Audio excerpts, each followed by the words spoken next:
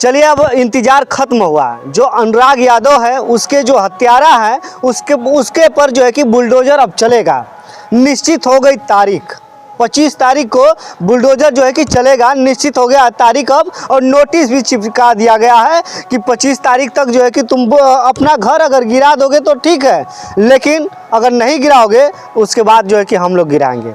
आज उसी के संबंध में हम लोग बात करेंगे। आज हमारे साथ जो है कि राणा विजय राजभर जी हैं, जो कि बड़े अच्छे तरीके से उसके बारे में जानते हैं। और चलिए हम बात करते हैं। स्वागत है आपका। धन्यवाद दाऊद जी, और आपके चैनल को भी और अपने मित्रों को भी इस बात के लिए कि आप सबके प्रयास से, विशेष करके आपके प्रयास से और आपसे भी बढ़कर प्रयास हमारे एक मित्र किए, हमारे बड़े भाई जो है अभिव्यक्ति भारत के बंसराज यादव जी का प्रयास और रंग लाया। और बहुत बहुत जो है बंसराज जी ने के प्रयास को और इनके जो है संघर्ष को भी हम भाई वो देते हैं। अच्छा, अनुराग यादव जो है उस कांड को आप किस नज़रिए से देखते हैं? देखिए, अनुराग यादव के जो हत्यारे हैं वो ज़मीन के विवाद को लेकर के लंबे समय तक लंबे समय से ये लोग जो है वो कर रहे थे, उनसे जो है लड़ाई लड़ रहे थे, जो है गलत तरीके से।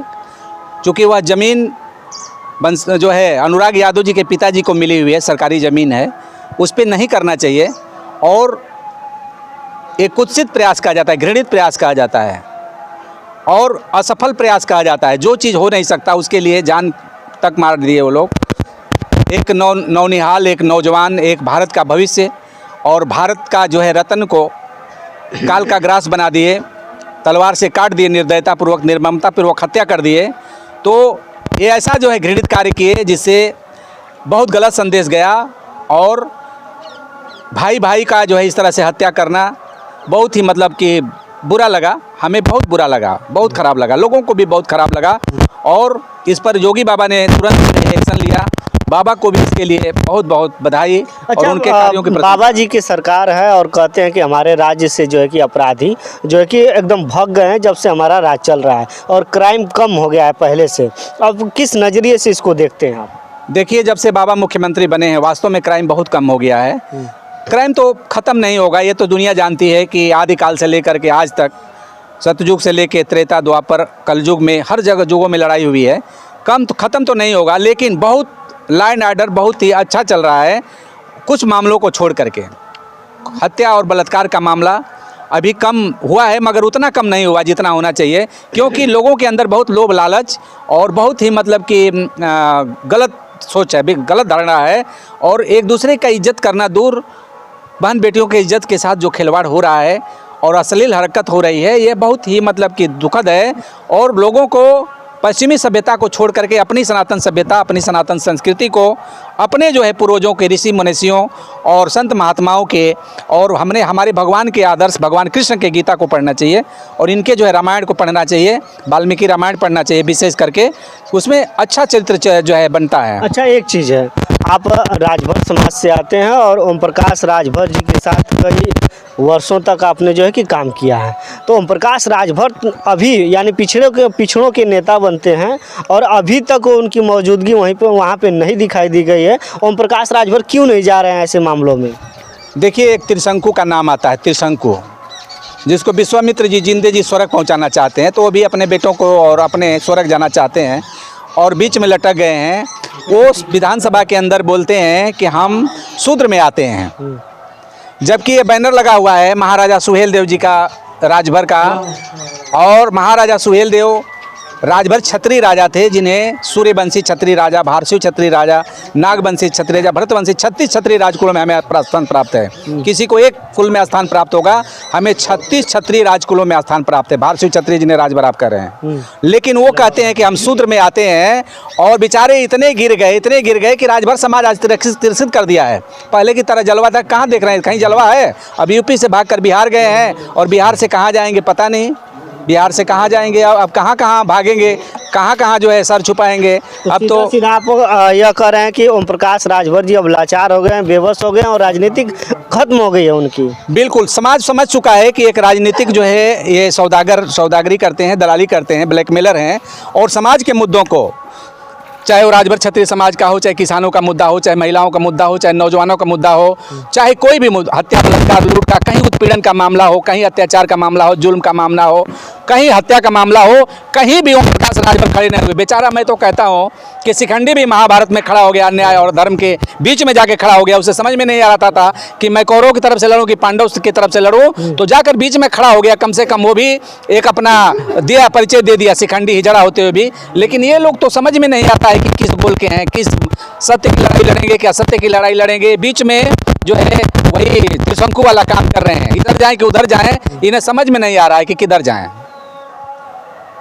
तो इस पे अखिलेश यादव जी भी चुप है, क्योंकि यादव का मामला है, और आदित्यनाथ योगी जी भी चुप हैं, कोई बयान नहीं आया। लेकिन उस पे जो है कि चिपक गया है कि अब जो है कि बुलडोजर इस पे चलेगा, इस घर को गिराया जाएगा क्योंकि अवैध है। तो क्या कहेंगे इनके बारे में? देखिए, चुप रहने का कारण है, वो अगर बोलेंगे तो उनका वोट बैंक खराब होगा, क्योंकि उनके साथ अधर्म और अन्याय वाले ज़्यादा हैं। अखिलेश यादव जी के साथ अधर्म और अन्याय वाले गुंडे, माफिया, बदमाश किस्म के अराजक तत्व ज़्यादा हैं, उपद्रवी ज़्यादा हैं। इसलिए उनको अराजक तत्वों की गोल बनानी है, उपद्रवियों की गोल बनानी है, और भले आप मानुष की गोल नहीं बनानी है। भले मानुष तो बेचारे अल्पसंख्यक हो गए हैं, उनकी आवाज़ उठाने वाला कोई है ही नहीं, वो तो अल्पसंख्यक हो गए। आज अच्छे आदमी अल्पसंख्यक हो गए हैं, और जितने गलत आदमी हैं, झूठ बोलने वाला समाज में, गुंडा माफिया किस्म का, लुच्चा लफंगा टाइप का आदमी का, उसी का इज्जत बढ़ गया। बस पैसा होना चाहिए, पैसा खर्च करो, रोटी और बोटी डालो, और समाज के बस ज़्यादातर लोग कुत्ते की तरह जो है उसको नोचने के चक्कर में पड़कर उसी का जयकारा लगा रहे हैं। जो अपकृत लोग हैं, जो है अपयश करने वाले हैं, अपकीर्ति फैलाने वाले हैं, जिन्हें जो है समाज में स्थान नहीं मिलना चाहिए, उनको स्थान मिल रहा है, सम्मान मिल रहा है। ऐसा अखिलेश जी की विचारधारा, इस तरह की लोहिया जी के विचारधारा को तो उन्होंने कब का छोड़ दिया था। लोहिया जी की विचारधारा को आप ग्राफ देख लीजिए, टिकट देने का विधानसभा में, लोकसभा में। वैसे तो ज़्यादातर सभी पार्टियों ने एक ट्रेंड बना लिया था। मैं ये नहीं कहूँगा कि कोई पार्टी दूध की धोई है, लेकिन सबसे ज़्यादा समाजवादी पार्टी ने गुंडे बदमाश माफियाओं को दिया, फिर बहुजन समाज पार्टी ने दिया, उसी रास्ते पर चली, और उसी रास्ते पर आज और भी पार्टियाँ सब चल रही हैं। यानी कि योगी जी नहीं चल रहे हैं? नहीं, योगी जी तो गुंडे माफियाओं के पक्षधर नहीं रहे हैं। वो तो सीधा कहते हैं कि हमारा बुलडोजर गरजेगा, और बुलडोजर गरज रहा है और गरजेगा, और फिर हमारा तो भारी भी कहीं कहीं पड़ जा रहा है योगी जी को। देखिए, धर्म और धर्म की लड़ाई में, रावण राम की लड़ाई में, रावण रथई बिरथ रघुबीरा, देख विभीषण भयो अधीरा। राम को भगवान माना जाता है, फिर भी रावण के सामने कभी कभी विवश नजर आते थे, तो विभीषण सोचा कि लगता है लड़ाई हार जाएंगे, तो विभीषण ने अपने बेटे की बलि दे दिया। तरुणी को कहा गया अपने बेटे की बलि दे दिया उस काल में, रामायण काल में। उसी तरह जोगी की तरफ जोगी के लिए बलि देने वाले भी लोग हैं। जरूरत पड़ेगी तो अधर्म और अन्याय के खिलाफ बलि देने वाले लोगों की लाइन लग जाएगी, जोगी के साथ है, और हारेंगे नहीं। आदित्यनाथ योगी जी से आप क्या गुहार लगाएंगे अनुराग के परिवार को, कि क्या मतलब कि उनके साथ इंसाफ तो जो होना है कोर्ट से वो होगा ही, लेकिन योगी जी से आप क्या मतलब कि आग्रह करना चाहूँगा कि बुलडोजर लगे और गिरने के बाद वो तो गिर ही जाएगा। अब तो 25 तारीख को आपने कह ही दिया, 25 नवंबर को आप कह दिए कि बुलडोजर गिरेगा, आपने नोटिस देखा भी है। और गिरने के बाद जो बेटियां उनकी बची हैं, संभवतः 3 बेटियां या 4 बेटियां जो भी हों, 3 बेटियां हैं, तीनों बेटियों की शादी के लिए योगी बाबा उनके नौकरी के लिए कोई प्रोत्साहन उनके रोजगार के लिए कर दे, तो अपने बल पर खड़ी हो जाएंगी, तो कोई भी शादी कर लेगा। और उनका भी मकान वकान, सुना है कि बहुत गरीब हैं अनुराग के पिताजी, उनके लिए भी पहले का घर है, मकान वकान के लिए उनके लिए भी ज़मीन का, पहले तो ज़मीन का अस्थाई उनका जो पट्टा जो है मिला हुआ है, उसको कहीं से कोई दिक्कत है तो उसको दुरुस्त करके, और उनका एक मकान के लिए भी जो है अनुदान दे करके मकान वकान भी बन जाए। अब आगे तो उनका वंश तो ख़त्म ही हो गया। जी।